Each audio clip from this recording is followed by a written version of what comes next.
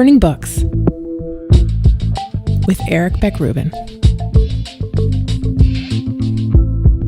Hello and welcome to the Burning Books podcast, where we discuss, celebrate, and explore great books, very good books, books in which there's something to appreciate or admire, as well as books that are the opposite of all those things. Today, we have a very special episode. We're going to look at the novel School of Velocity, a tale about best friendship with all that is contained in the term. The author is Beck Rubin, and it's hot off the presses.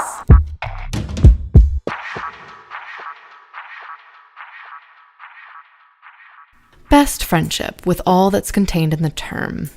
What is contained in the term? Why is the relationship between two best friends different than the relationship between two friends, even two close friends? Or is the term relationship not quite right here? Is it too clean, too objective seeming? When you're that close to someone else, how could you possibly see it objectively? Is it not more of a blur? School of Velocity tells the story of a friendship between Jan de Vries and Dirk Nuysen. It's a first-person tale, and Jan is the one who does the telling. There's a brief introduction, which places Jan in the present day, in middle age, a successful concert pianist. Then the story goes back to his first encounter, all those years ago at age 14, with the young Dirk. I saw Dirk before I met him. I saw him several times before I knew his name. He was like a new word that, once learned, you heard spoken everywhere, compelling attention. Mine, yours, anyone's. That's Dirk in a few words. He radiates, magnetizes, charismifies. He's both centripetal and centrifugal. He draws everything towards him while at the same time spreading himself everywhere. Unique, ubiquitous. So when Dirk invites Jan to visit his house after school, along with Jan's girlfriend, Lisa, Jan thinks of it as a kind of initiation, a chance to peek into the other side. We walked through the living room and up the staircase. At the top was a narrow, carpeted hall, and the first door on the left was Dirk's room. It was about the same size as mine, but completely crammed. A bunk bed with the bottom bunk covered in baggy pillows and duvets, rickety bookshelves overflowing with books, magazines, stacks of photographs, records, and, as a centerpiece, a hi-fi stereo with silver turntable and shoebox-sized speakers. His desk was buried under papers, and his cupboard overstuffed with shirts and sweaters and jeans, none of which was part of the school uniform. The walls were painted a deep blue-green and plastered with posters of bands I knew, like the Beatles and Ike and Tina Turner, and movies I'd never heard of, like Dr. Strangelove and Amarcord. Dirk makes Jan feel at home, quizzes him about his progress with Lisa. Have they Frenched? Has he touched her breasts? And tells the stories that become his trademark. Adventures in petty crime and adolescent prurience. The stuff Jan would do, if only he had Dirk's guts, his style, his fearlessness.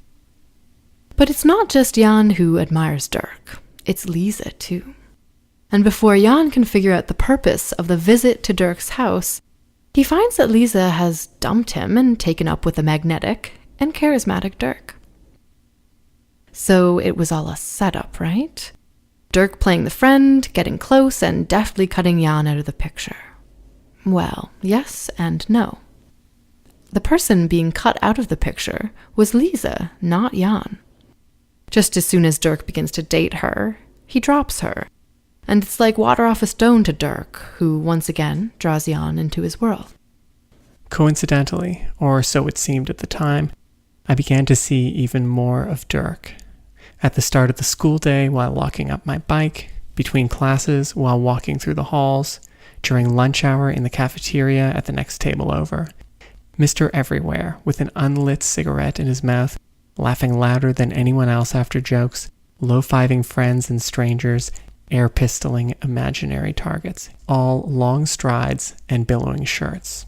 Once or twice, while passing his group as they ate lunch and played poker, I thought I heard him call out my name, de Vries, as if he wanted me to join them. But I didn't think he was serious, so I pretended I didn't hear him. Until one day after school, the hallway around our lockers emptied out, and it was just Dirk and me. Jan will resist. Jan should resist. Here is the man who stole his girlfriend under his nose. But that's the thing with Dirk. His voice is a siren call, and once Jan hears it, he's drawn in once again, and this time, much deeper.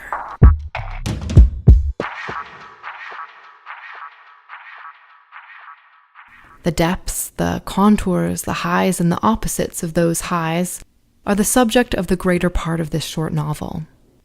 Jan and Dirk go to St. Ansfried, an art school, where Jan specializes in music. He's a pianist. And Dirk is in the drama program, an actor in training, as well as scriptwriter, director, producer, and impresario. Jan's progress is steady. Dirk, however, seemed to have been born at the top of the mountain. Everything he does is brilliant. Everything he touches turns to gold.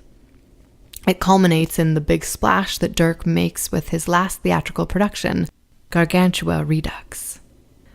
Dirk had long talked about turning Gargantua and Pantagruel, required reading in grade 10, into a play. I'm not sure he'd actually read the novel, or even half of it, but he often recalled the bits he'd picked up about dirty monks, corrupt bishops, cloisters, drinking, war, rogering, swearing, cod pieces, exotic animals, decapitation, floods of urine, and grand speeches to the people, and was determined to transform it into a show. "It'll be a demonstration of pure Dirkian nonsense," he said. Somehow, he persuaded the head of the drama department to give him the run of the studio.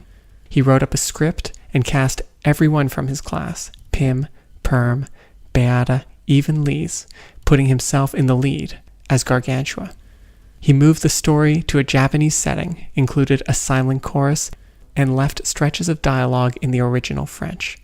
And in a grand gesture, he had an upright hauled onto the stage so I could play in the background through most of the action. An original sequence, he promised. It will be genius. Dirk predicts the play will be booed, that people will hate it, like the response to anything too avant-garde. But it's just the opposite. A smash hit, standing room only, extra nights. Dirk and Jan celebrate the success with a wild party at Dirk's house, and live off the fumes post-graduation and all through their last summer. And then Dirk leaves for America, and Jan leaves for Maastricht, where he's been accepted on scholarship to a music academy to pursue his piano performance studies. Jan takes it for granted that the separation will be temporary and, in the larger scheme, insignificant. The expectation is that he and Dirk will go on like before, and he waits with impatience as Christmas break draws closer, to when he'll see his best friend again. Christmas comes, Jan goes home, but what he expects is not what occurs. As Jan is the person who tells the story, we follow his life from that point forward, and it's a life immersed in music. Jan performs exceptionally at the Music Academy, and after a stalled beginning to his career, he becomes a success, not as a solo pianist, which was what he'd envisioned, but as an accompanist, specializing in late 19th and early 20th century romantic music. As he rises through the field, aided in his pursuits by his girlfriend Lena, who eventually becomes his wife, Jan plays with everyone from Philipp Honoré to Dietrich Fischer-Dieskau in concert halls in Vienna, Paris, New York, Los Angeles, and beyond, fulfilling the expectations that Dirk had laid out for him when they were still in St. Ansfried. For Jan, being completely enfolded in the world of music means that he's also brought back to a different kind of music, the songs and albums that Dirk played for him in his youth. One side of Dirk may have been supportive of Jan's development as a classical musician, but the other side of Dirk, and there were always many sides to Dirk, relentlessly mocked Jan for his interest in and love of string quartets and cello suites and symphonic music that Dirk compares to flatulence and dog barking. Real music, Dirk insists, was played by Otis Redding and James Brown, the Velvet Underground and Maceo Parker. And as with everything else in their friendship, Dirk's tastes overran Jan's, and the funk and soul songs that rang from Dirk's speakers during the hours the two boys hung out together are sewn into Jan's recollections of those days, communicating to the present-day Jan through music, even as the friends no longer speak to one another in words. Parenthetically, the author has made up a soundtrack album for the novel, with Dirk on the A side and Jan on the B, and can be checked out on the website ericbeckrubin.com/the-soundtrack. To tell any more of the plot of this novel is maybe to delve too deeply into the secrets of the story and of the friendship between Jan and Dirk, of what this friendship seemed like to Jan when he was young, and what it seems like to him years later, still lingering over the details, with the reader wondering how many of these details he has right.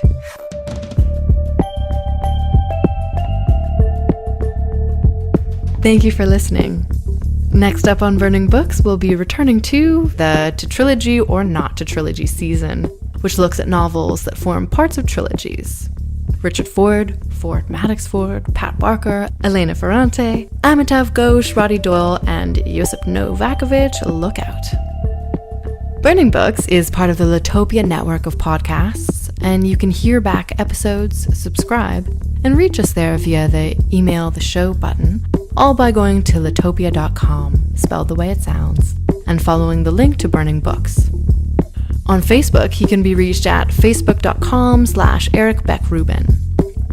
Eric thanks Hakan Ozgon for the music. Teşekkürler. Peter Cox, executive producer of the program. First word is vitamins. It's vitamins, oh my god. Natalie Matheson, that would be me for this special episode.